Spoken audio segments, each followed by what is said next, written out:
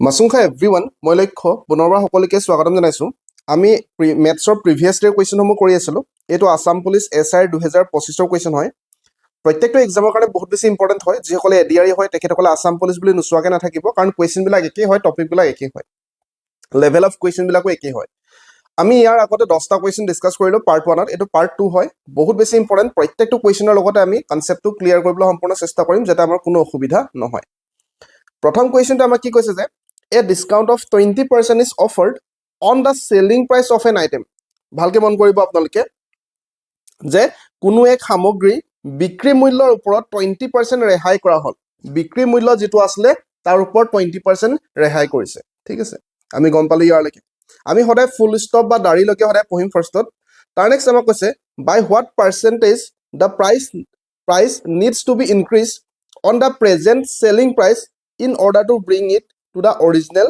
price সদ্য বিক্ৰী মূল্যত কিমান শতাংশ বৃদ্ধি কৰিলে মানে ই আগৰ বিক্ৰী মূল্যৰ সমান হ'ব হেতু ওলাব লাগে আমাক ঠিক আছে তো সদায় আপোনালোকে যেটো অৰিজিনাল হয় হেতু মই 100 ধৰিব কওঁ যে আমাক কৈছে যে এ ডিসকাউন্ট অফ 20% ডিসকাউন্ট দিছে 20% ৰেহাই মূল্য দিছে কাৰ ওপৰত বিক্ৰী মূল্যৰ ওপৰত সেলিং প্ৰাইচৰ ওপৰত গতিকে যেটো সেলিং প্ৰাইচ আছিল SP সেলিং প্ৰাইচ যেটো সেলিং প্ৰাইচ আছিল আমি হেতু 100 বুলি ধৰিছো কাৰণ অৰিজিনালটো সদায় 100 ধৰিব লাগে এটা আমাৰ সেলিং প্ৰাইচটো দিয়া আছে অৰিজিনাল হিচাপে গতিকে আমি হেতু 100 ধৰিলো তাৰ নেক্সট আমাৰ ডিসকাউন্ট দিলে ডিসকাউন্ট কিমান দিলে ডিসকাউন্ট 20% দিলে গতিকে 100 টকাৰ পৰা 20% মানে ডিসকাউন্ট কিমান হ'ব 20 হ'ব ইয়াৰলৈকে ক্লিয়াৰ আছে সব অৰিজিনাল সেলিং প্ৰাইচটো 100 টকা আছিল বৰ্তমান ডিসকাউন্ট 20% দিলে গতিকে বৰ্তমান সেলিং প্ৰাইচ প্ৰেজেন্ট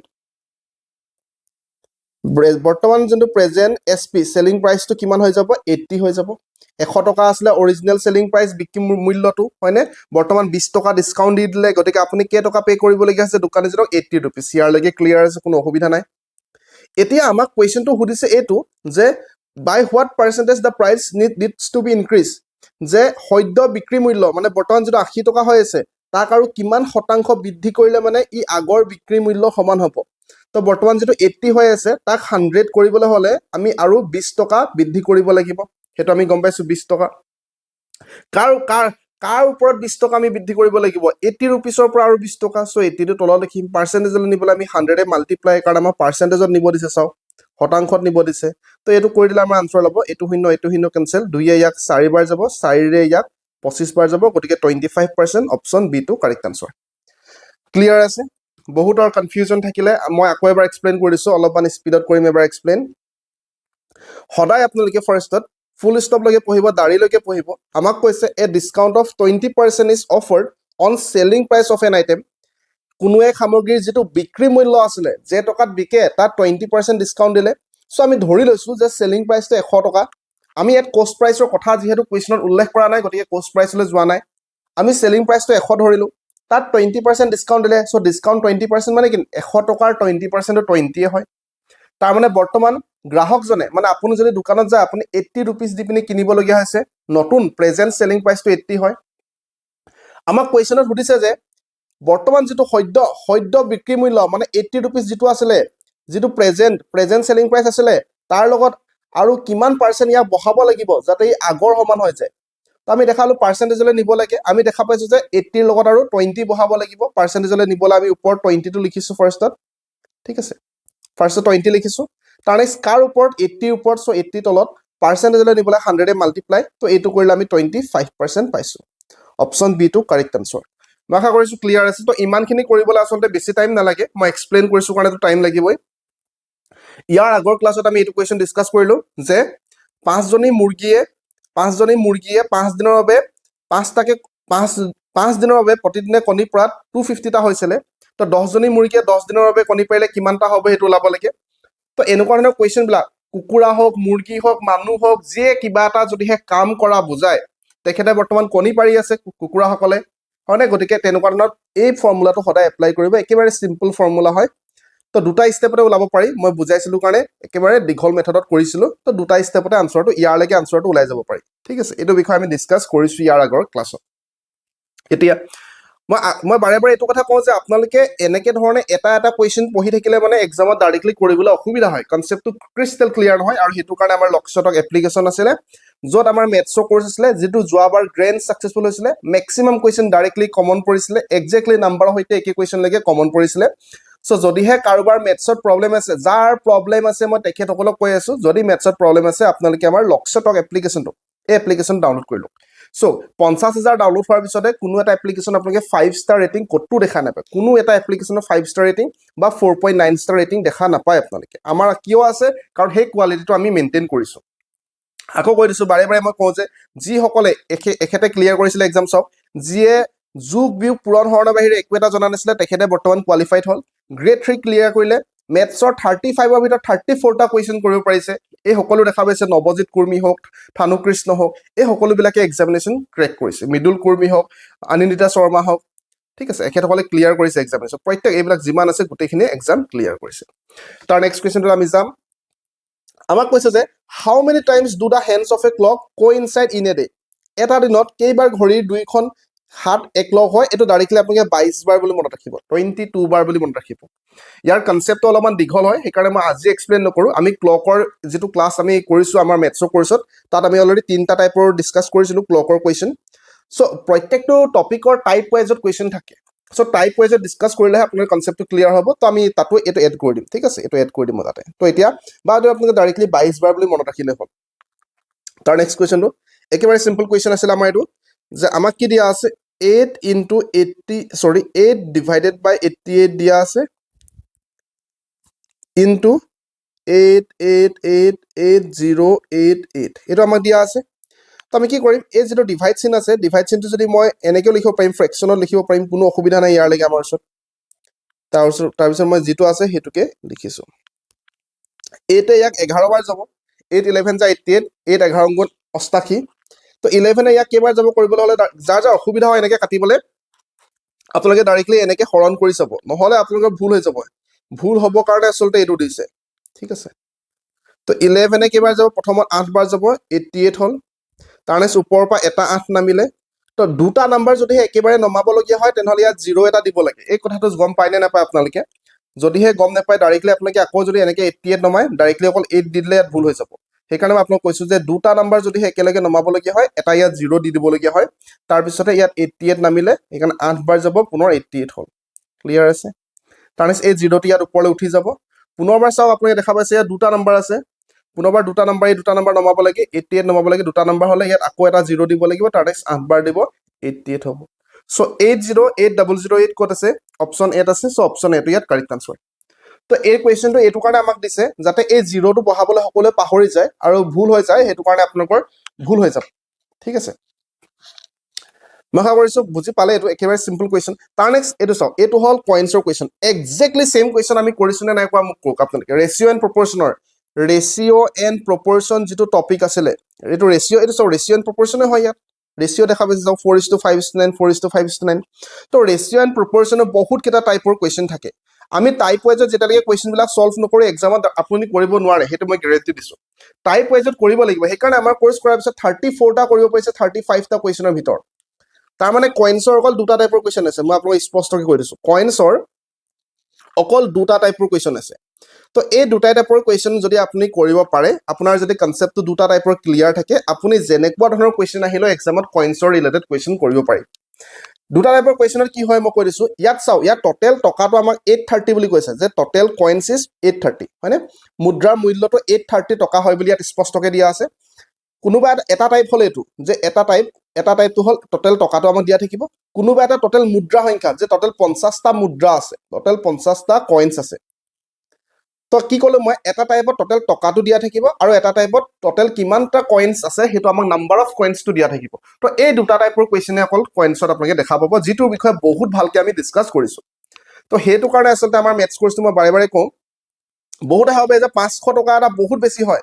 আৰে এবছৰৰ কাৰণে 509 টকা হয়। আপুনি যদি মেথছৰ কাৰণে চাকৰি নাই পোৱা, চাকৰি মেথছৰ কাৰণে ৰৈ যাবলগীয়া হৈছে, তেনেহ'লে আপুনি তাৰপিছত প্ৰতি মাহে 30,000 প্লাছ চাকৰি দৰমহা পাব।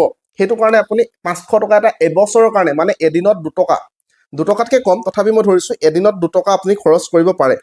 এদিনত 2 টকা আপুনি খৰচ কৰিব পাৰে নিজৰ গ্ৰ'থৰ কাৰণে। তো সেইটো মাইণ্ডছেটৰ আপুনি লওক যদিহে ল'ব বিচাৰে ল'ব পাৰিব পাৰে মই অলপ বেছিকৈ ক'লোঁ আপোনাৰ কথা লয় নলয় এতিয়া আমাক কি কৈছে যে এ বেগ কণ্টেইনছ 50 পইচা 25 পইচা আৰু 10 পইচা কইনছ এটা মোনাত 50 পইচা 25 পইচা আৰু 10 পইচাৰ মুদ্ৰাৰ সংখ্যাৰ অনুপাত ৰেচিঅ'টো আমাৰ দিয়া আছে 4:5:9 আমাক ৰেচিঅ'টো দিয়া আছে 4:5:9 ক্লিয়াৰ আছে এতিয়া আমাৰ মোনাটোত যে 50 পইচা কিমানটা আছে 4টা আছে 25 পইচা 5টা আছে 10 পইচা 9টা আছে এইটো ৰেচিঅ'টো দিয়া আছে আমি গম পালো তাৰ নেক্সট আমাৰ দিয়া আছে টোটেল টকাটো টোটেল 830 টকা হয় যিহেতু আমাৰ টোটেল যিটো ভ্যালু আছে সেইটো টকাত দিয়া আছে হয়নে টকাত দিয়া আছে সেইকাৰণে যিমান কেটা আমাৰ পইচাত ভ্যালু বিলাক আছে পইচাটো আমি টকালে ফাৰ্ষ্টত কনভাৰ্ট কৰিব লাগিব ক্লিয়াৰ আছে তো 50 পইচাটো আমি ফাৰ্ষ্টত যেটা আমাৰ 50 পইচা আছিলে 50 পইচাটো যদি টকালে কনভাৰ্ট কৰো পইচাক টকালে কৰিবলৈ সদায় 100 এ ডিভাইড কৰিব লাগে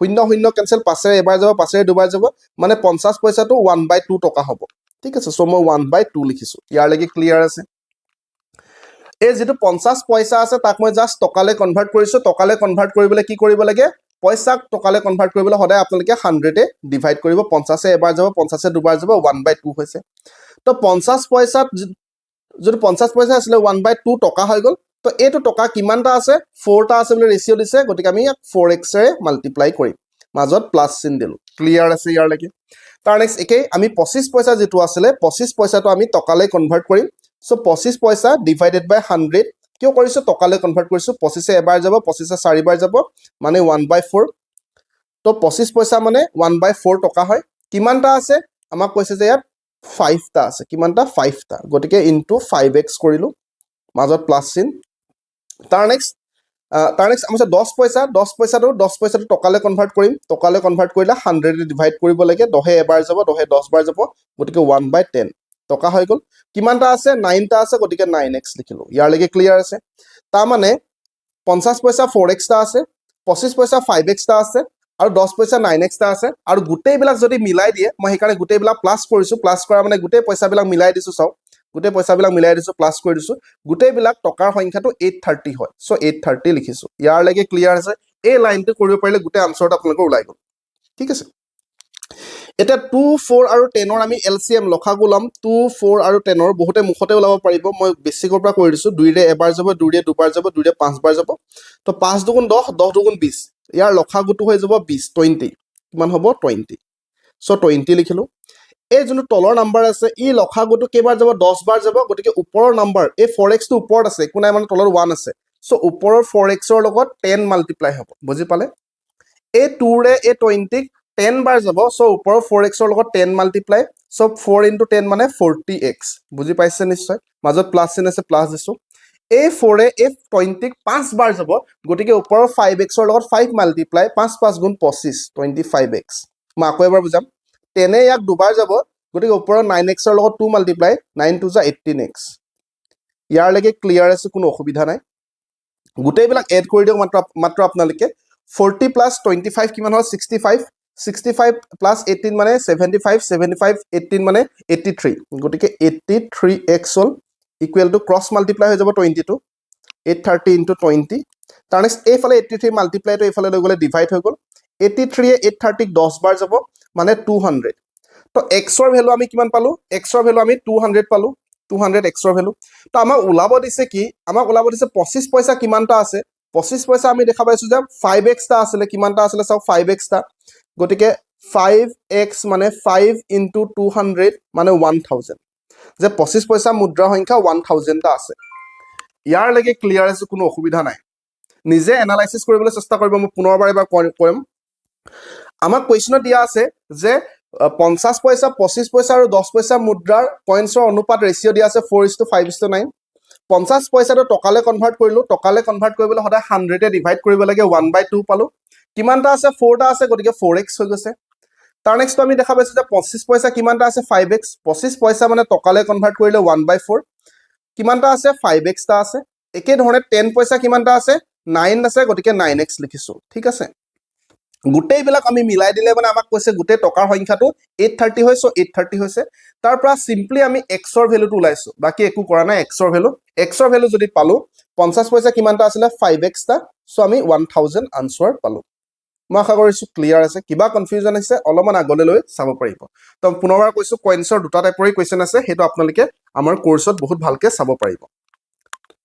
যদি ক্লাছ 10 যদি ক্লাছ 10ৰ যদি আপুনি ষ্টুডেণ্টছ ক্লাছ 10ৰ ষ্টুডেণ্টৰ টিউচনৰ ফিজো যদি সোধে কাৰোবাক আপুনি পাব যে মাহেকত প্ৰতি মাহেকত 300 টকাতকৈ কমত নাপায় মানে এবছৰত কিমান হয় 3600 হয় এবছৰত 3600 হয় তো আমি এবছৰত মাত্ৰ 500 টকা লৈছোঁ আপোনালোকৰ পৰা মেথছ কোৰ্চৰ কাৰণে এবছৰত এমাহত নহয় তো সেই নিজৰ গ্ৰথৰ কাৰণে সিমানটামান আপুনি ইনভেষ্ট কৰিব লাগিব যিহেতু কষ্ট হৈছে আমাৰো ঠিক আছে তাৰ নেক্সট আমাক কৈছে যে the radius of a sphere is increase by 10% by what percentage will the volume of the sphere increase এটা গোলকৰ ব্যাসাৰ্ধটো 10% যদি বৃদ্ধি কৰোঁ গোলকটোৰ আয়তন কিমান বৃদ্ধি পাব সুধিছে চিম্পল কুৱেশ্যন হয় ধৰি লৈছোঁ আমি ধৰিছোঁ ৰেডিয়াছটো ব্যাসাৰ্ধটো যিটো ৰেডিয়াছ হয় যিকোনো আপুনি নাম্বাৰ ধৰিব পাৰে আমি ধৰিছোঁ 10 হয় 10 কিয় ধৰিছোঁ সৰু নাম্বাৰ হয় 10টো আৰু ইয়াৰ পাৰ্চেণ্টেজ ওলাবলৈ সহজ হয় সেইকাৰণে 10 ধৰিছোঁ ধৰক ৰেডিয়াছটো অৰিজিনেল ৰেডিয়াছটো 10 আছিলে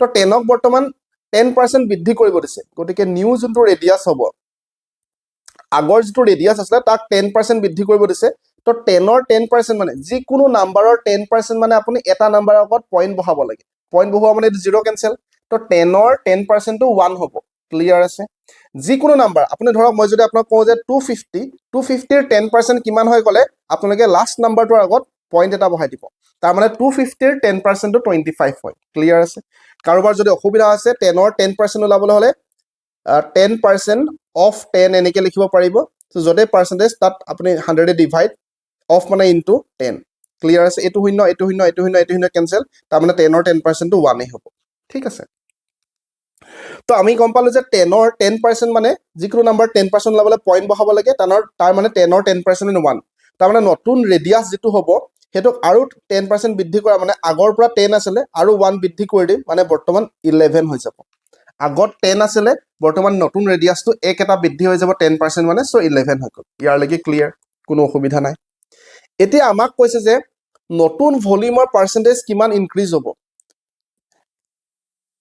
এতিয়া আমি এটা কথা গম পাওঁ যে গোলকৰ ভলিউম স্ফিয়াৰৰ ভলিউম কেনেকৈ ওলায় স্ফিয়াৰৰ ভলিউম কেনেকৈ ওলায় 4/3 পাই r কিউব এইটো হ'ল ফৰ্মুলা ঠিক আছে এতিয়া আমি প্ৰথম ৰেডিয়াছটো r1 ধৰিছোঁ নিউ ৰেডিয়াছটো r2 বুলি ধৰিছোঁ ঠিক আছে তো r2 ধৰিছোঁ এইটো r1 বুলি ধৰিছোঁ r1 ক্লিয়াৰ আছে তো আমি ভলিউমৰ চেঞ্জেছটো যদি চাবলৈ যাওঁ r2 মাইনাছ 4/3 পাই r1 কিউব ক্লিয়াৰ আছে এইটো দুটা ভলিউমৰ মাজৰ ডিফাৰেন্সটো মাত্ৰ ওলাইছোঁ হ'বনে কাৰোবাৰ অসুবিধা আছে নেকি এনেকৈ কৰাত অসুবিধা থাকিব নালাগে তাৰ নেক্সট আমি যেতিয়া পাৰ্চেণ্টেজলৈ কনভাৰ্ট কৰিবলগীয়া হ'ল এইটো হ'ল চেঞ্জেছ হয়নে চেঞ্জেছ তো সেই চেঞ্জেছটোক আমি অৰিজিনেলি যিটো আছিলে সেইটোৱে ডিভাইড কৰোঁ অৰিজিনেলি মানে অৰিজিনেল ৰেডিয়াছটো এইটো আছিলে চ' আমি এইটোৱে ডিভাইড কৰিম মানে 4/3 পাই r কিউব ক্লিয়াৰ আছে r1 কিউব ইমানটামান ফৰ্মুলা ইউজ কৰিব লাগে কাৰোবাৰ অসুবিধা হৈছে ফৰ্মুলা ইউজ কৰাত ঠিক আছে আমি কি কৰিম যিহেতু আমাৰ 4/3 এইটো অসুবিধা হৈছে মই ধৰিছোঁ এইটো নিলিখোঁ আমি মই আৰু অলপমান সহজ কৰি দিছোঁ আপোনালোকক এই যোনটো 4/3 পাই আছে এইটো যিহেতু কেঞ্চেলে গুচি যাব ওপৰতো থাকিব তলতো থাকিব কেঞ্চেল গুচি যাব গতিকে এইটো নিলিখি ডাইৰেক্টলি আপোনালোকে এনেকৈও লিখিব পাৰিব যোনটো r2 cube minus r1 cube divided by r1 cube into 100 এইটো কৰিব পাৰিব চিম্পল ফৰ্মুলা ঠিক আছে এইটো কৰিব পাৰিব চিম্পল ফৰ্মুলা এতিয়া আমি ইয়াত যদি ব্যৱহাৰ কৰিবলৈ যাওঁ r2 মানে 11 আছিলে গতিকে 11 কিউব লিখিম মাইনাছ r1 মানে 10 আছিলে গতিকে 10 কিউব লিখিম r1 মানে 10 আছিলে সো 10 কিউব লিখিম ইনটু 100 ক্লিয়াৰ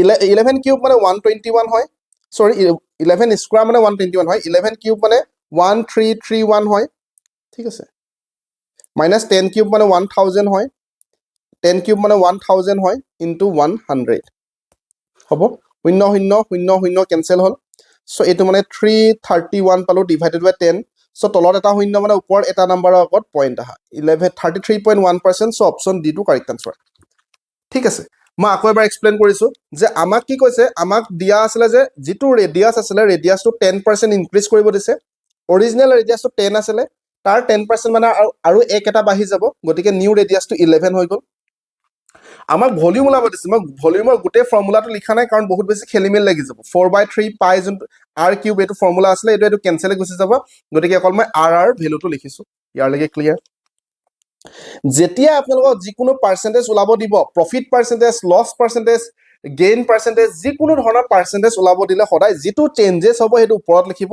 চেঞ্জেছ মানে এই 11ৰ পৰা 10 যোনটো ডিফাৰেঞ্চ আহিলে সেই ডিফাৰেঞ্চটো ওপৰত লিখিব। চ' আমি ওপৰত লিখিছোঁ। তলত অৰিজিনেল কোনটো আছিলে, অৰিজিনেল ৰেডিয়াছটো আছিলে। চ' অৰিজিনেল ৰেডিয়াছটো তলত লিখিছোঁ। ভলিউম কোৱাৰ কাৰণে কিউব কৰিছোঁ, বুজি পাইছে? আৰু পাৰ্চেণ্টেজলৈ নিবলৈ সদায় 100 মাল্টিপ্লাই। সেই কামটো আমি মাত্ৰ কৰিছোঁ। আমি আনচাৰটো 33.1% পাইছোঁ। মই আশা কৰিছোঁ ইয়াৰলৈকে ক্লিয়াৰ আছে। তো এই এনেকুৱা ধৰণৰ কুৱেশ্যন আমি বহুতকেইটা কৰ্চত বহুত ভালকৈ ডিটেইলছত কৰিছোঁ, ঠিক আছে? এটা কুৱেশ্যনত আমি গোটেই কনচেপ্টটো ক্লিয়াৰ কৰিবলৈ অসুবিধা হয় আচলতে। এইটো কুৱেশ্যন অলপমান কনফিউজিং হয়। মই আছামিজ কালাৰটো চেঞ্জ কৰি দিছোঁ। আমাক কি কৈছে কুৱেশ্যনত? আমাক কৈছে যে a cloth has a total of 150 frocks. এখন কাপোৰৰ দোকানত ৰঙা অথবা নীলা ৰঙৰ মুঠ 150টা ফ্ৰক আছে। 150 ফ্ৰকছ এণ্ড চাৰ্টছ, ঠিক আছে? এটা কথা আমি ইয়াৰ পৰা গম পালোঁ, মই সৰুকৈ লিখি ল'ম এইটো, যে আমি ইয়াৰ পৰা কি গম পালোঁ যে আমাৰ ফ্ৰক আৰু চাৰ্ট, ঠিক আছে? ফ্ৰক আৰু চাৰ্ট কিমানটা আছে? 150টা আছে। ইয়ালৈকে ক্লিয়াৰ আছে? ইয়ালৈকে ক্লিয়াৰ আছে? আমি কি গম পালোঁ? পুনৰবাৰ কৈছোঁ, a cloths of has 150 frocks and chart which are red and blue. যিটো ৰেড আৰু ব্লু হ'ব পাৰে। ৰঙা আৰু নীলা ৰঙৰ কিমানটা আছে? 150টা ফ্ৰক আৰু চাৰ্ট আছে। আমি গম পালোঁ, সেইকাৰণে মই ফ্ৰক আৰু চাৰ্ট 150 লিখিছোঁ। যিটো কি কালাৰ হ'ব পাৰে? আইদাৰ এই ৰেড হ'ব পাৰে, নহ'লে বা ব্লু হ'ব পাৰে। সেইটো স্পষ্টকৈ মই লিখি লৈছোঁ শ্বৰ্টকৈ। তাৰ নেক্সট আমাক কি কৈছে? তাৰ নেক্সট ষ্টেপটো আমাক কৈছে যে in stock there are 70 red item. ষ্টকত 70টা ৰেড আইটেম দেখা পাইছে, ঠিক আছে? 70টা ৰেড আইটেম দেখা পাইছে। তাৰমানে মই এটা কথা আপোনালোকক ক'ব পাৰোঁ, 70টা ৰেড আইটেম আৰু 120টা ফ্ৰক দেখা পাইছে, আৰু 120টা ফ্ৰক দেখা পাইছে। তো টোটেল ফ্ৰক আৰু চাৰ্ট 150টা আছিলে। তাৰ ভিতৰত যদি 120টা যদি ফ্ৰকে হয়, 120টা যদি ফ্ৰকে হয়, তেনেহ'লে চাৰ্ট কিমানটা হ'ব? স্পষ্টকৈ এই লাইনৰ পৰা আমাৰ ওলাই আছে যে টোটেল আমাৰ ওচৰত 150টা ফ্ৰক আৰু চাৰ্ট আছিলে। তাৰে ভিতৰত 120টা ফ্ৰকে হয় বুলি কৈ দিছে, গতিকে চাৰ্টৰ সংখ্যা 30টা আছে। সেইকাৰণে 120 + 30 মানে 150 হ'ব, বুজি পাইছে? টোটেল 150টা ফ্ৰক আৰু চাৰ্ট আছিলে। তাৰে 150টা যিহেতু ফ্ৰকে হয়, গতিকে 30টা আমাৰ ওচৰত চাৰ্ট আছে। ইয়াৰলৈকে ক্লিয়াৰ আছে? কোনো অসুবিধা নাই, ঠিক আছে? এইটো ৰেডো হ'ব পাৰে, ব্লু হ'ব পাৰে, আমি নাজানো। ইয়াৰলৈকে ক্লিয়াৰ আছে? তাৰ নেক্সট আমাক কি দিয়া আছে? তাৰ নেক্সট আমাক এইটো দিয়া আছিলে যে টোটেল ৰেড নাম্বাৰৰ আইটেমটো কিমানটা আছে? 70টা আছে। আৰু এটা ইনফৰমেশ্যন আমাৰ তাৰপিছত দিয়া আছে যে if there are 18 blue shirts. যদি নীলা ৰঙৰ চাৰ্ট 18টা আছে, তো আমি টোটেল চাৰ্ট আমি 30টা বুলি গম পালোঁ। ইয়াৰলৈকে স্পষ্টকৈ ক্লিয়াৰ হৈছে। তাৰ নেক্সট আমাক কৈছে যে নীলা ৰঙৰ চাৰ্ট 18টা আছে, তাৰমানে ৰেড চাৰ্ট কিমানটা হ'ব? স্পষ্টকৈ আমি ওলাব পাৰিম। নীলা ৰঙৰ ব্লু চাৰ্ট 18টা আছে, 18টা। টোটেল চাৰ্ট আমাৰ 30টা আছে। তাৰ ভিতৰত যদি 18 ব্লু হয়, ৰেড চাৰ্টটো কিমান হ'ব? 30 - 18 মানে কিমান? 12টা, ঠিক আছে? ৰেড চাৰ্ট আমি ইয়াত কিমানটা পালোঁ? ৰেড চাৰ্ট আমি 12টা পালোঁ। ইয়াৰলৈকে ক্লিয়াৰ? ইয়াৰলৈকে ক্লিয়াৰ আছে? কোনো অসুবিধা নাই। তাৰ নেক্সট আমাক কি কৈছে যে আমাৰ ওচৰত 70টাহে ৰেড আইটেম আছিলে। মুঠতে চাৰ্ট হওক, ফ্ৰক হওক, টোটেল 70টাহে ৰেড আইটেম আছে, ৰঙা আইটেম। এতিয়া আমাক ওলাব দিছে ৰেড ফ্ৰক কিমানটা আছে? ৰেড ফ্ৰক কিমানটা আছে? আমি কি গম পালোঁ যে টোটেল ৰেড আইটেম আমাৰ ওচৰত 70টা আছে। তাৰে ভিতৰত আমি এতিয়া ওলাম ৰেড ফ্ৰক ওলাম। তো ৰেড ফ্ৰক কিমান? টোটেল ৰেড আইটেম আছিলে 70টা। তাৰে ভিতৰত ৰেড চাৰ্ট কিমানটা আছে? 12টা। সেইটো মাইনাছ কৰি দিলোঁ আমি, গতিকে ৰেড ফ্ৰকৰ সংখ্যা আমাৰ ওচৰত 58টা ওলালে। চ' অপশ্যন চি টো কাৰেক্ট আনচাৰ। অলপমান কনফিউজিং হয়, সেইকাৰণে মই লাইন বাই লাইন আকৌ এবাৰ এক্সপ্লেইন কৰিম। আমাৰ ওচৰত টোটেল ফ্ৰক আৰু চাৰ্ট আছিলে 150টা। চ' আমি ফ্ৰক আৰু চাৰ্ট 150 ক'লোঁ। যিটোৰ কালাৰ ৰেডো হ'ব পাৰে, ব্লু হ'ব পাৰে, যিটোৰ ৰঙা হ'ব পাৰে বা নীলা হ'ব পাৰে, ব্ৰেকেটত লিখিলোঁ। তাৰ নেক্সট আমাক কৈছে টোটেল ৰেড আইটেম 70টা আছে, ঠিক আছে? আৰু স্পষ্টকৈ ক'লে যে 120টা ফ্ৰক আছে। যদিহে 120টা ফ্ৰক আছে, চাৰ্ট তাৰমানে 30টা আছে, যিটো ৰেডো হ'ব পাৰে, ব্লু হ'ব পাৰে, আমি গম নাপাওঁ। তাৰ নেক্সট আমাক কৈলে যে 18টা ব্লু চাৰ্ট আছে। যদিহে 18টা ব্লু চাৰ্টে আছে, তেনেহ'লে ৰেড চাৰ্ট কিমান? টোটেল চাৰ্ট 30ৰ পৰা আমি 18টো মাইনাছ কৰিলোঁ, ৰেড চাৰ্ট আমি 12টা পালোঁ। আমাক ক'লে টোটেল আমাৰ ওচৰত ৰেড আইটেম 70টাহে আছে, ৰেড আইটেম 70টা আছে। তাৰে ভিতৰত যদিহে মই কওঁ যে 12টা যদি ৰেড চাৰ্ট হয়, 12টা ৰেড চাৰ্টটো মাইনাছ কৰি দিলোঁ টোটেল ৰেড আইটেমৰ পৰা, তো আমাৰ ওচৰত স্পষ্টকৈ ওলাই গ'ল যে ৰেড ফ্ৰক কিমানটা আছে? 58টা আছে। সেইটো আমাক ওলাব দিছিলে। মই আশা কৰিছোঁ ক্লিয়াৰ হ'ল আপোনালোকৰ ইয়াৰলৈকে কোনো অসুবিধা নাই তাৰ নেক্সটটো আমাৰ ওচৰত চাওক এইবোৰ কুৱেশ্যন আমি বহুত ভালকৈ নাম্বাৰছত কৰিছোঁ বহুত ভালকৈ কৰিছোঁ এনেকুৱা ধৰণৰ বহুত কেইটা টাইপৰ কুৱেশ্যন কৰিছোঁ নাম্বাৰছত ঠিক আছে কি কৈছে আমাক how many two digits natural numbers are there between 1 and 100 1 আৰু 100ৰ মাজত দুই অংকযুক্ত কিমানটা স্বাভাৱিক সংখ্যা আছে স্বাভাৱিক সংখ্যা মানে নেচাৰেল নাম্বাৰ যেটো 1ৰ পৰা ষ্টাৰ্ট হয় গতিকে গোটেই সংখ্যাবিলাকৰ কথাই কৈছে কিন্তু আমাক স্পষ্টকৈ এটা কথা ইয়াত মেনশ্যন কৰি দিছে যে টু ডিজিট নাম্বাৰ হ'ব লাগিব দুটা অংকযুক্ত সংখ্যা কিহৰ পৰা ষ্টাৰ্ট হয় দুটা অংকযুক্ত সংখ্যা কিহৰ পৰা ষ্টাৰ্ট হয় 10ৰ পৰা ষ্টাৰ্ট হ'ব গতিকে 10 হ'ব পাৰে 11 হ'ব পাৰে 12 হ'ব পাৰে 13 হ'ব পাৰে 14 হ'ব পাৰে সো এনেকৈ দুটা অংকযুক্ত সংখ্যা কিমানলৈকে আমি যাব পাৰিম 100 লৈকে মানে 99 লৈকে যাব পাৰিম ক্লিয়াৰ আছে মানে আমি 99 লৈকে যাব পাৰিম হয়নে কাৰণ দুটা অংকযুক্ত সংখ্যা আমাক কৈছে তো এতিয়া আমাক কিমানটা আছে যেতিয়া নাম্বাৰ অফ টাৰ্মছ ওলাব দিব এই ফৰ্মুলাটো সদায় মনত ৰাখিব একেবাৰে সিম্পল ফৰ্মুলা একো মই আপোনাক মুখস্থ কৰিবলৈ নকওঁ ইয়াত দেখি আমি কৰিম ঠিক আছে নাম্বাৰ অফ টাৰ্মছ ওলাবলৈ হ'লে সদায় প্ৰথম নাম্বাৰ আৰু লাষ্টৰ নাম্বাৰটোৰ মাজত সদায় এড কৰি মাইনাছ কৰিবলৈ ডিফাৰেন্স প্ৰথম আৰু লাষ্টত গতিকে 99 যেটো লাষ্টত আছিলে তাৰ পৰা প্ৰথম সংখ্যাটো মাইনাছ কৰিম ঠিক আছে তাৰ নেক্সট ডিফাৰেন্সটো যে এটা সংখ্যাৰ পৰা আনটো সংখ্যাৰ ডিফাৰেন্স কিমানকে বাঢ়িছে 1 কে বাঢ়িছে সো ডিফাৰেন্সটো তলত হ'ব আৰু প্লাস 1 কৰি দিব লাগে ইমান কৰিলে আনসাৰ লাভ তো 899 পৰা 10 মানে 89 হৈ গ'ল ডিভাইডেড বাই 1 মানে 189 89 বাই যাব সো প্লাস 1 হৈ গ'ল তাৰ মানে এটো 90 হ'ব যে কিমানটা নাম্বাৰ আছে 90 টা আছে অপচন এটো কাৰেক্ট আনসাৰ ক্লিয়াৰ আছে সো আমি ফৰ্মুলা নামত একো মনত দেখা নাই নাম্বাৰ অফ টাৰ্মছ মানে লাষ্টৰ নাম্বাৰৰ পৰা প্ৰথম নাম্বাৰটো মাইনাছ কৰিব লাগে মাইনাছ কৰিলো ঠিক আছে তাৰ নেক্সট তলত ডিফাৰেন্সটো কিমানকে বাঢ়িছে 1 কে বাঢ়িছে সো 1 লিখিছো আৰু প্লাস 1 কৰিব লাগে একেবাৰে সিম্পল হয় তাৰ নেক্সট ইয়াত লিখা আছে যে আমাৰ টেলিগ্ৰাম চেনেলটো সম্পূৰ্ণ ফ্ৰী হয় তাত বহুতো কুইজো দিয়া হয় ইম্পৰ্টেন্ট সিলেক্টিভ কুৱেশ্যনৰ কুইজ দিয়া হয় তাত আৰু লগতে ইম্পৰ্টেন্ট পিডিএফ বিলাক দিয়া হয় কিবা ইনফৰমেশন দিয়া হয় গুৰুত্বপূৰ্ণ ইনফৰমেশন সকলো বিলাক দিয়া হয় গতিকে লক্ষ্যটক বুলি টেলিগ্ৰামত সাৰ্চ কৰিব আমাৰ চেনেলটো সম্পূৰ্ণ ফ্ৰী কে জয়েন কৰিব পাৰিব ক্লিয়াৰ ইয়াৰলৈকে তাৰ নেক্সট কুৱেশ্যন আমি চাম 18 নম্বৰ কুৱেশ্যন 18 নম্বৰ কুৱেশ্যন আমাক কি কৈছে যে a chord of circle is drawn whose length is equal to its radius ভালকে চাব এইটো আপোনালোকে মই অসমীয়াটো বেলেগ কালাৰ কৰি লম আমাক কৈছে যে কোনো এক বৃত্তত ইয়াৰ ব্যাসাৰ্ধৰ সমান জোখৰ এডাল জিয়া টানা হ'ল তো আমি বেছি কনফিউজিং কৰি নাথাকো আমি ডাইৰেক্টলি ইয়াত প্ৰথমত সাৰ্কেলটো আঁকি লম বৃত্ত এটা কথা কৈছে আমি সাৰ্কেলটো আঁকি লম এইটো সাৰ্কেল নহল দেখোন এনেকে সাৰ্কেল আঁকিব লাগিব ওকে এটা আমি ফাৰ্ষ্টত সাৰ্কেল এটা আঁকি ললো হবনে অলপমান ডাঙৰ কৰি দিম অলপমান এডোখৰ লৈ নিম ওকে আমি এটা সাৰ্কেল ফাৰ্ষ্টত আঁকিলো তো আমাক কি কৈছে a chord of circle is drawn whose length is equal to its radius তো এই বৃত্তটোত এডাল আমাক জিয়া টানিব দিছে তো আমি কি গম পাওঁ ফাৰ্ষ্টত আমি এইটো হল চেণ্টাৰ এই চেণ্টাৰৰ পৰা ইয়াৰলৈকে এইটো কয় ৰেডিয়াস বুলি কি বুলি কয় ৰেডিয়াস আমি সকলোৱে গম পাওঁ এইটো কয় ব্যাসাৰ্ধ বুলি অসমীয়াত কয় ব্যাসাৰ্ধ বুলি ঠিক আছে তো আমাক যোনডাল জিয়া যোনটো ইয়াত চাওক এই কোড যেটো কয় মানে যোনটো জিয়া হয় এই জিয়া মানে হল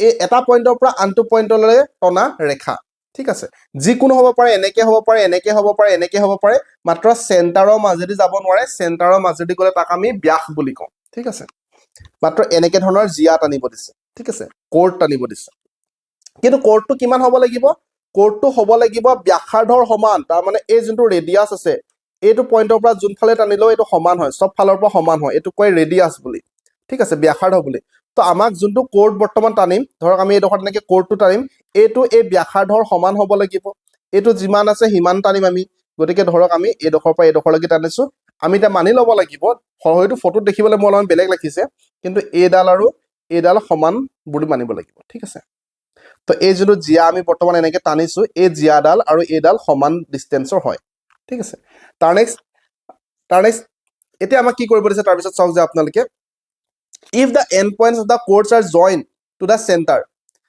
আমাক কৈছে যে যদি জিয়াডালৰ দুটা মূৰ বৃত্তটোৰ লগত সংযোগ কৰিব দিছে তো এটা মূৰটো সংযোগ কৰি থৈ দিছো এনেকে আমি সংযোগ কৰিলো চাও আৰু আনটো মূৰ ইয়াৰ পৰা ইয়ালৈ সংযোগ কৰিব দিছে সংযোগ কৰাৰ পিছত আমি ত্ৰিভুজ পালো ট্ৰায়াঙ্গেল পালো গতিকে ট্ৰায়াঙ্গেলটো কি হ'ব এটা মোক আপোনালোকে কওক যে আমাক স্পষ্টকৈ কৈছে এই যোনটো জিয়া হয় মই কালাৰটো যদি চেঞ্জ কৰি লওঁ এই যোনটো আমাৰ ওচৰত জিয়া আছে কোড আছে এইটো আৰু এই ব্যাসাৰ্ধটো সমান হয় এইটো ব্যাসাৰ্ধ সমান হ'ব কাৰণ ব্যাসাৰ্ধ বিলাকটো সকলো সমান তো তিনটা সাইড যদিহে সমান হয় তাক আমি সমবাহু ত্ৰিভুজ বুলি কওঁ, সমকোণী নহয়, সমবাহু। চ' অপশ্যন ডি টো কাৰেক্ট আনচাৰ। যেতিয়া কুৱেশ্যন এটা নিজে এনালাইচিছ কৰিব পাৰিব, কুৱেশ্যনৰ পৰা নিজে নিজে অট'মেটিকেলি মেথছৰ আৰু ৰিজনিঙৰ আনচাৰ ওলাই যায়, মাত্ৰ আমি এনালাইচিছ কৰিব পাৰিব লাগিব। ঠিক আছে, ক্লিয়াৰ আছে? ক্লিয়াৰ আছে, কোনো অসুবিধা নাই? আমাক ফাৰ্ষ্টত মই আকৌ এবাৰ এক্সপ্লেইন কৰিছোঁ। আমাক ফাৰ্ষ্টত এনেকুৱাকৈ এডাল জিয়াত আনিব দিছে, ধৰক ইয়াৰ পৰা ইয়ালৈ এনেকুৱাকৈ আমি জিয়াত আনিব দিছে, যাৰ ডিষ্টেঞ্চটো এই ব্যাসাৰ্ধৰ সমান হয়। তাৰমানে এই ডিষ্টেঞ্চটো এই ডিষ্টেঞ্চটো এই ডিষ্টেঞ্চটো এই ডিষ্টেঞ্চটো গোটেই তিনিটা সমান হ'ব, আৰু সমান হোৱাৰ পিছত যিটো ত্ৰিভুজ পাম তাক আমি ক'ম ইকুইলেটাৰেল ট্ৰাইংগল, মানে সমবাহু ত্ৰিভুজ। তাৰ নেক্সট কুৱেশ্যনটো 19 নম্বৰ কুৱেশ্যন। 19 নম্বৰ কুৱেশ্যনটো আমাৰ ওচৰত কি আছে? In a meeting 5 persons assemble. কোনো এক সভাত 5 গৰাকী ব্যক্তি উপস্থিত হৈছিলে। এভৰি পাৰ্চন শুক হেণ্ড উইথ এভৰি আদাৰ এক্সেক্টলি ওৱান্স। প্ৰত্যেক ব্যক্তিয়ে আন প্ৰত্যেকগৰাকী ব্যক্তিৰ সৈতে একোবাৰকৈ কৰমৰ্দন কৰিছিল। কৰমৰ্দন মানে আজি মই গম পালো যে কৰমৰ্দন মানে হ'ল হেণ্ডশ্বেক কৰিছিল। চ' টোটেল কিমানটা হেণ্ডশ্বেক কৰিলে সেইটো ওলাব দিছে। তো এনেকুৱা ধৰণৰ কুৱেশ্যন যদি আমাক কয় যে এনেকে মানুহ আছিলে, মানুহে প্ৰত্যেকৰ লগত এবাৰ এবাৰ হেণ্ডশ্বেক কৰিছে বা হাগ কৰিছে, সাবটিছে, যাদুকি ঝাপি দিছে, তো তেনেকুৱা ধৰণৰ কুৱেশ্যনবিলাক আহিলে আমি ডাইৰেক্টলি এটা ফৰ্মুলা এপ্লাই কৰিম, সেইটো হ'ল n ইনটু n-1 ডিভাইডেড বাই 2। ঠিক আছে, তো n মানে কিমানটা আমাৰ ওচৰত মানুহ আছিলে, টোটেল 5 গৰাকী মানুহ আছিলে, চ' 5 লিখিম। n-1 মানে ডাইৰেক্ট 5 - 1 মানে 4 বহাব পাৰিব, কাৰোবাৰ অসুবিধা হ'ব পাৰে, চ' n মানে আমি 5 - 1 বহালো ডিভাইডেড বাই 2। ইমান কৰিলে আমাৰ আনচাৰ ওলাব। তো 5 ইনটু 4 ডিভাইডেড বাই 2, 2ৰে 4ক দুবাৰ যাব, গতিকে 5 দুগুণ 10 হয়, অপশ্যন এ টো কাৰেক্ট আনচাৰ। যে টোটেল কৰমৰ্দনৰ সংখ্যা হৈ যাব 10। ক্লিয়াৰ আছে? তাৰ নেক্সট কুৱেশ্যনটো চাওক, ইয়াত কি আমাক দিয়া আছে। তাৰ নেক্সট কুৱেশ্যন আমাক এইটো কেলেণ্ডাৰ কুৱেশ্যন হয়, ৰিজনিঙৰ কুৱেশ্যন হয়, ইয়াত সোমাই গ'ল। ঠিক আছে, মই কৰি দিছোঁ বাৰু। Let a year consist of 364 days. একোটা বৰ্ষ 364 দিন আছে বুলি বিবেচনা কৰিলে। এতিয়া আমাক কৈছে যদি ফাৰ্ষ্ট ডেটো যদিহে ছানডে হয়, তেনেহ'লে নেক্সট বছৰৰ ফাৰ্ষ্ট ডেটো কি হ'ব? প্ৰথম দিনটো যদি ৰবিবাৰ হয়, তেনেহ'লে নেক্সট বছৰ। তো এটা কথা সদায় মনত ৰাখিব, 7 দিনৰ মূৰে মূৰে সদায় ছেইম ডে নাহিব। যদি আজি মই কওঁ আপোনালোকৰ ছানডে বুলি, তেনেহ'লে আৰু 10 দিনৰ পিছত কি দিন হ'ব ক'লে আপোনালোকে কি কৰিব? এই 10ক 7ৰে ডিভাইড কৰিব, এবাৰ হ'ল 7 3, তাৰমানে ছানডে লগত +3 কৰি দিয়ক, মানডে, টিউজডে, ৱেডনেছডে। কাৰণ 7 দিনৰ মূৰে মূৰে একেটা দিন ৰিপিট হৈ থাকিব, গতিকে 10 দিনৰ পিছত, 15 দিনৰ পিছত, 90 দিনৰ পিছত কি দিন আহিব ক'লে সদায় 7ৰে ডিভাইড কৰিব, যিটো ৰিমাইণ্ডাৰ থাকিব সিমানবাৰ আপুনি প্লাছ কৰি দিব। তো একেই ধৰক বছৰটো 364 ডেইজ আছিলে, গতিকে 364ক 7ৰে আমি ডিভাইড কৰিম, কাৰণ 7 দিনৰ মূৰে মূৰে একেটা দিন ৰিপিট হৈ থাকে। তো 35 1 4 7 দুগুণ 14, তাৰমানে কোনো ধৰণৰ ৰিমাইণ্ডাৰ নাই। তাৰমানে যদি আজি এই বছৰটো যদি ছানডেৰে ষ্টাৰ্ট হৈছে, যিহেতু ৰিমাইণ্ডাৰ 0 ভাগ ফল 0, তেনেহ'লে নেক্সট বছৰো ছানডেৰ পৰা ষ্টাৰ্ট হ'ব। ঠিক আছে, বেছিক কুৱেশ্যন হয়, আমি কেলেণ্ডাৰত বহুত ভালকৈ ডিছকাছ কৰিছোঁ। পুনৰবাৰ মই ক'ম যে যদিহে আপোনালোকৰ মেথছত প্ৰব্লেম আছে, যদিহে আপোনালোকৰ ইংলিছত প্ৰব্লেম আছে, আমাৰ ইংলিছো কোৰ্চ আছে, চ' মেথছ আৰু ইংলিছৰ কাৰণে আপোনালোকে লক্ষ্যটক এপ্লিকেশ্যন ডাউনলোড কৰি লওক, লক্ষ্যটক এপ্লিকেশ্যনৰ কোৰ্চত জইন হৈ লওক। এইটো গেৰেণ্টি দিছোঁ, এই দুটাৰ কাৰণে বেলেগকৈ এটা ছিংগল শব্দ চাব নালাগে, আৰু ইমান চিষ্টেমেটিক কৰিছোঁ। আপোনালোকে 2-3টা টপিক মাত্ৰ চাওক, 2-3টা টপিক চোৱাৰ পিছত আপুনি নিজে ক'ব যে ইমান চিষ্টেমেটিকে আগত পঢ়া নাছিলে, সেইকাৰণে আচলতে চাকৰি পোৱা নাই। ঠিক আছে, নেক্সট কুৱেশ্যনটো আমি কৰিম। অলপমান কনফিউজিং হয়, ভালকৈ চাব এইটো কুৱেশ্যন। আমাক কৈছে ABCD এটা 4 ডিজিট নাম্বাৰ হয়। ঠিক আছে, ABCD যিকোনো নাম্বাৰ হ'ব পাৰে, 4 ডিজিট হওক, 5 6 7 8 তেনেকৈ 4 ডিজিট নাম্বাৰ এটা হয়। ঠিক আছে, আমাক কি কৈছে যে where the sum of A and B is equal to sum of C and D. A Bৰ যোগফল C Dৰ যোগফলৰ সমান। তো আমি যিটো ষ্টেটমেণ্ট আমাক দিছে, আমাক কৈছে যে A + B = C + D হয় বুলি কৈছে, সেইটো লিখিলোঁ। তাৰ নেক্সট হৈছে the sum of A and D is equal to C. তাৰ নেক্সট আমাক আৰু এটা ষ্টেটমেণ্ট দিলে যে A আৰু Dৰ যোগফলটো Cৰ সমান হয়। ঠিক আছে, তাৰ নেক্সট আকৌ কৈছে and the sum of B and D is twice the sum of A and C.